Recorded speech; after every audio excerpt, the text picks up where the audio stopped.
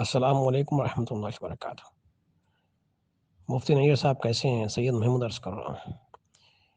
ایک ابھی پوسٹ کرا میں آپ کو، قرآن کے عقیدے کی اصلاح فرمائیے قرآن کی روشنی میں، یہ ابھی آپ کو بھیجا ہوں، میں پوسٹ کر رہا ہوں، ذرا اس پہ غور فرما کر مجھے میری اصلاح کریے قرآن کی روشنی میں اور احادیث کی روشنی میں۔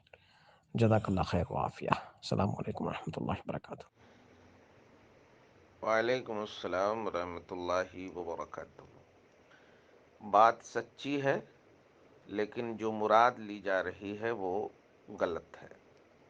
قرآن کی ہر آیت، ہر بات سچی ہے، لیکن اس کا بیک گراؤنڈ، اس کی مرادات جو ہیں صحیح لینا پڑے گا۔ مثلا اللہ کے سوا کوئی عالم الغیب نہیں، بے شک صحیح ہے۔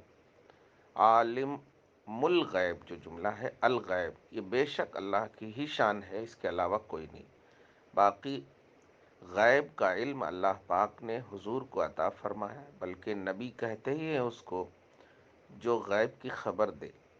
قبر کی خبر نبی نے دی، عذاب کی خبر نبی نے دی، برزخ کی، حشر کی، جنت کی، دوزخ کی، سب نبی نے خبر دی۔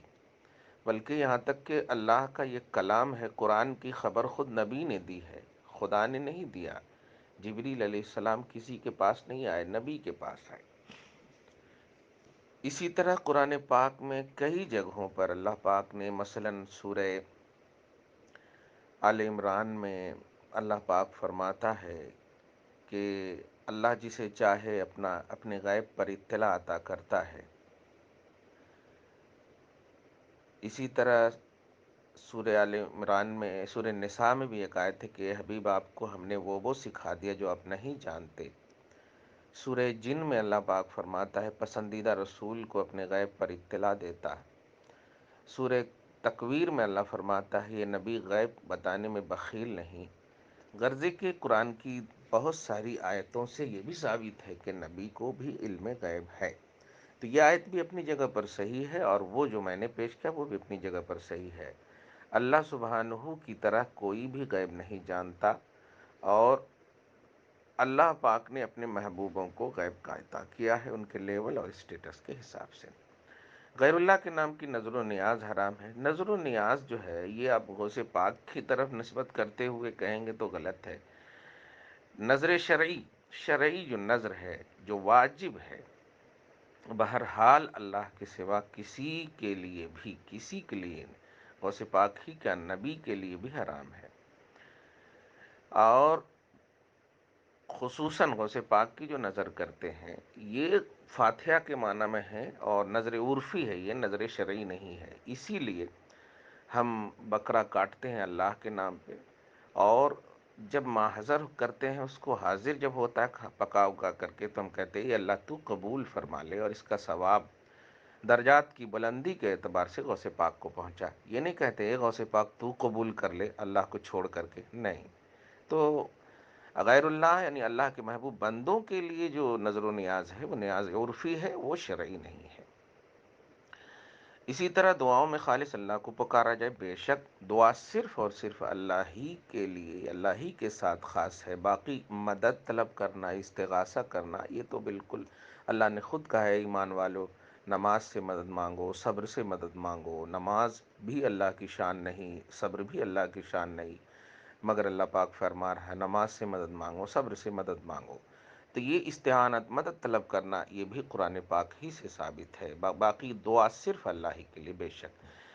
قرآن کہتا ہے تمام پیغمبر بشر ہی تھے۔ کس نے کہا بشر نہیں تھے؟ کیا نور ہونا بشر کے خلاف ہے؟ ایسا نہیں ہے۔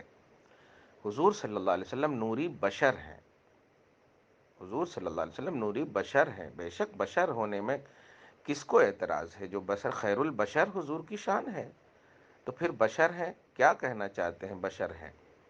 اگر بشر میں کامن نظریہ رکھنا چاہتے ہیں تو یہ تو ایسے ہی ہے بالکل، کہ جب آپ فرشتے کی طرح نہیں ہو سکتے، اور نبی تو فرشتوں کے بھی سے اعلیٰ ہیں۔